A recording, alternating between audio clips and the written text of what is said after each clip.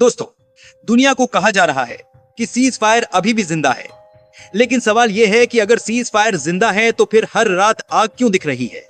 हर सुबह नए धमाके क्यों सुनाई दे रहे हैं? आखिर क्यों पूरा गल्फ ऐसा लग रहा है जैसे किसी बहुत बड़े विस्फोट से पहले की खामोशी हो? कल रात जो हुआ उसने पूरी दुनिया को डरा दिया। हॉर्मुज के पानी में अचानक हलचल बढ़ती है। अमेरिकी वॉरशिप आगे बढ़ रहे थे, तभी आसमान में ड्रोन दिखाई देते हैं। फिर मिसाइल अलर्ट बजता है। कुछ ही मिनटों में समुद्र के ऊपर आग की लपटें उठने लगती हैं। नासा के सैटेलाइट तक उन जलते हुए जहाजों की गर्मी पकड़ लेते हैं। लेकिन असली रहस्य यहीं से शुरू होता है, क्योंकि अमेरिका कहता है हमने ईरान के ठिकाने उड़ाए हैं, जबकि ईरान कहता है अमेरिकी जहाज जल रहे हैं। सच कौन बोल रहा है, कोई नहीं जानता। लेकिन इतना तय है कि मिडिल ईस्ट अब बारूद के ढेर पर बैठ चुका है। और इसी बीच ट्रंप सामने आते हैं। पत्रकार पूछते हैं, क्या सीज फायर खत्म हो गया? सबको लगता है अब बड़ा ऐलान होगा, लेकिन ट्रंप मुस्कुराकर कहते हैं, no, it's just a love tap. Love tap. समुद्र में मिसाइलें चल रही हैं, पोर्ट्स जल रहे हैं, यूएई में धमाके सुनाई दे रहे हैं और इसे लव टैप कहा जा रहा है। यही वो पल था जब दुनिया समझ गई कि मामला अब सामान्य नहीं रहा, क्योंकि असली खेल पर्दे के पीछे चल रहा है। अमेरिका जानता है कि अगर ईरान हॉर्मुज पर अपनी पकड़ मजबूत कर लेता है तो पूरी दुनिया की तेल सप्लाई उसके इशारे पर नाचने लगेगी। दुनिया का लगभग हर बड़ा देश इस रास्ते से आने वाले तेल पर निर्भर है। यानी ईरान सीधे मिसाइल चलाए बिना भी दुनिया की अर्थव्यवस्था को घुटनों पर ला सकता है। और यही बात वॉशिंगटन को सबसे ज्यादा डरा रही है। इसलिए अब अमेरिका खुलकर युद्ध नहीं कर रहा, बल्कि धीरे धीरे ईरान के दांत तोड़ने की कोशिश कर रहा है। उसके रडार, ड्रोन बेस, कोस्टल बैटरियां एक एक करके निशाने पर हैं। मैसेज साफ है, हॉर्मुज तुम्हारे हाथ में नहीं जाने देंगे। लेकिन ईरान भी बहुत चालाकी से खेल रहा है। वो सीधे अमेरिका से टकराने की बजाय उसके दोस्तों को डरा रहा है। यूएई में धमाके, गल्फ में ड्रोन, शिपिंग रूट्स पर खतरा, ये सब उसी रणनीति का हिस्सा है, ताकि दुनिया खुद अमेरिका पर दबाव डाले कि बस करो, वरना तेल संकट आ जाएगा। और सबसे खतरनाक बात यह है कि समय अभी ईरान के पक्ष में जाता दिख रहा है, क्योंकि जितना लंबा ये संघर्ष चलेगा उतनी ज्यादा दुनिया परेशान होगी। तेल महंगा होगा, बाजार टूटेंगे, आम लोगों का गुस्सा बढ़ेगा। और फिर सवाल अमेरिका से पूछा जाएगा कि क्या हॉर्मुज के लिए पूरी दुनिया को संकट में डालना जरूरी था? इसीलिए ट्रंप बार बार एक ही बात दोहरा रहे हैं, सीज फायर अभी भी जिंदा है, क्योंकि उन्हें पता है कि जिस दिन उन्होंने मान लिया कि युद्ध वापस शुरू हो चुका है, उसी दिन ऑयल मार्केट फट पड़ेगा। लेकिन दोस्तों, असली डर अभी बाकी है, क्योंकि अभी तक दोनों तरफ सिर्फ मैसेज भेजे जा रहे हैं। असली तबाही तब शुरू होगी जब गलती से कोई बड़ा अमेरिकी जहाज डूब गया, या दुबई और अबू धाबी के किसी बड़े ऑयल सेंटर पर हमला सफल हो गया। उस दिन यह पूरा लव टैप वाला खेल खत्म हो जाएगा। और इतिहास कहता है, दुनिया के सबसे बड़े युद्ध हमेशा ऐसे ही शुरू होते हैं। पहले छोटी कार्रवाइयां होती हैं, फिर लोग उन्हें मजाक समझते हैं, और अचानक एक सुबह पूरी दुनिया बदल चुकी होती। दोस्तों, ऊपर से देखने पर ऐसा लग रहा है कि अमेरिका और ईरान बस एक दूसरे को डराने की कोशिश कर रहे हैं। लेकिन अगर ध्यान से देखें तो असली कहानी कहीं ज्यादा खतरनाक है, क्योंकि यह युद्ध जमीन या समुद्र जीतने का नहीं है, यह दुनिया के दिमाग पर कब्जा करने का युद्ध बन चुका है। ईरान जानता है कि वह अमेरिका को सीधे सैन्य ताकत में नहीं हरा सकता, लेकिन वो एक ऐसी चीज कर सकता है जिससे अमेरिका खुद डरता है, अनिश्चितता पैदा करना। और अभी वही हो रहा है।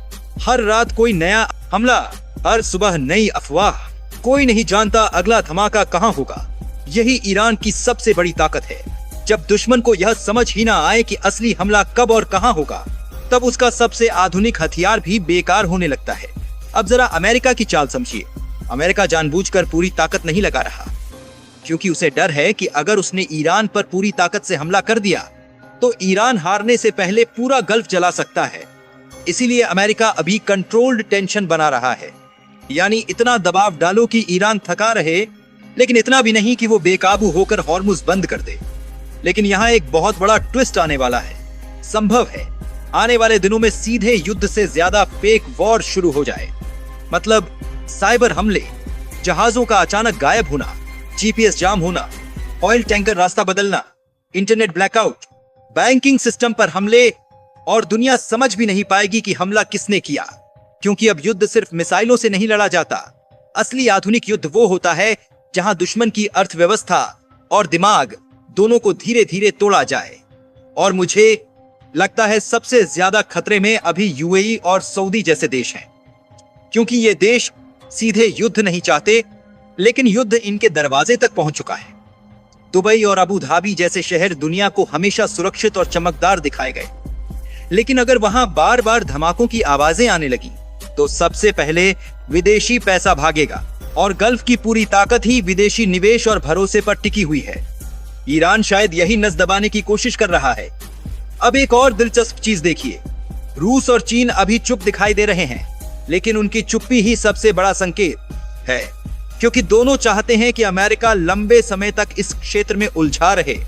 जितना अमेरिका यहां फंसेगा, उतना एशिया और यूरोप में उसका दबाव कमजोर होगा। इसीलिए हो सकता है कि आने वाले समय में ईरान को खुले समर्थन की बजाय छुपी मदद ज्यादा मिले। हथियार सीधे नहीं आएंगे, लेकिन टेक्नोलॉजी, इंटेलिजेंस और आर्थिक रास्तों से मदद जारी रह सकती है।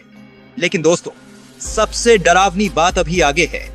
इस पूरे संघर्ष में कोई भी पक्ष पीछे हटना नहीं चाहता। अमेरिका पीछे हटे तो उसकी ताकत पर सवाल उठेंगे, ईरान पीछे हटे तो उसकी पूरी रणनीति टूट जाएगी, और जब दोनों पक्ष पीछे हटने को तैयार नहीं होते, तब इतिहास कहता है कि अक्सर कोई तीसरी घटना युद्ध को अचानक बहुत बड़ा बना देती है। हो सकता है अगला बड़ा मोड़ किसी मिसाइल से नहीं, बल्कि किसी गलती से आए। एक गलत पहचान, एक गलत इंटरसेप्ट, एक जहाज पर गलत हमला, और फिर पूरा खेल बदल सकता है। क्योंकि अभी तक दुनिया जो देख रही है वो सिर्फ ट्रेलर हो सकता है। असली फिल्म तब शुरू होगी जब तेल बाजार डरना बंद करके घबराना शुरू करेगा। दोस्तों, अगर आने वाले महीनों को ध्यान से देखें तो बहुत संभव है कि दुनिया एक बिल्कुल नए तरह के मिडिल ईस्ट को देखने वाली है। ऐसा मिडिल ईस्ट जहां युद्ध आधिकारिक रूप से कभी घोषित नहीं होगा, लेकिन शांति भी कभी वापस नहीं आएगी। सबसे पहले तो हॉर्मुज धीरे धीरे सैनिक चेक पॉइंट में बदल सकता है। अभी जहाज सामान्य तरीके से गुजरते दिख रहे हैं, लेकिन भविष्य में हर बड़े ऑयल टैंकर के साथ सैन्य एस्कॉर्ट दिखाई दे सकता है। यानी तेल ले जाने वाले जहाज अब सिर्फ व्यापारिक जहाज नहीं रहेंगे, बल्कि चलते फिरते रणनीतिक लक्ष्य बन जाएंगे। इससे पूरी दुनिया की सप्लाई चेन महंगी और अस्थिर हो जाएगी। लेकिन असली बदलाव युद्ध के मैदान में नहीं, दुनिया की राजनीति में होगा। अमेरिका शायद अब सीधे ईरान को गिराने की कोशिश कम करेगा और उसके आसपास के इलाकों को धीरे धीरे काटने की रणनीति अपनाएगा। मतलब ईरान को आर्थिक और सामरिक रूप से घेरना, बंदरगाहों पर दबाव, शिपिंग रूट्स पर निगरानी, ड्रोन नेटवर्क को खत्म करना और ईरान के सहयोगियों को कमजोर करना, यानी धीमी घुटन वाली रणनीति। दूसरी तरफ ईरान भी बहुत लंबा खेल खेलेगा। वो जानता है कि अमेरिका की सबसे बड़ी कमजोरी उसका लोकतंत्र है। अगर अमेरिकी जनता थक गई, तेल महंगा हो गया, चुनाव नजदीक आ गए, तो वॉशिंगटन का रवैया बदल सकता है। इसलिए ईरान शायद कभी ऐसा हमला नहीं करेगा जिससे अमेरिका पूरी ताकत से टूट पड़े। वो बस इतना तनाव बनाए रखेगा कि दुनिया बेचैन रहे। अब यहाँ एक बहुत अनोखी चीज हो सकती है। गल्फ के छोटे देश जैसे यूएई, कतर और सऊदी अरब ऊपर से अमेरिका के साथ दिखेंगे, लेकिन अंदर ही अंदर ईरान से बैकडोर बातचीत बढ़ा सकते हैं।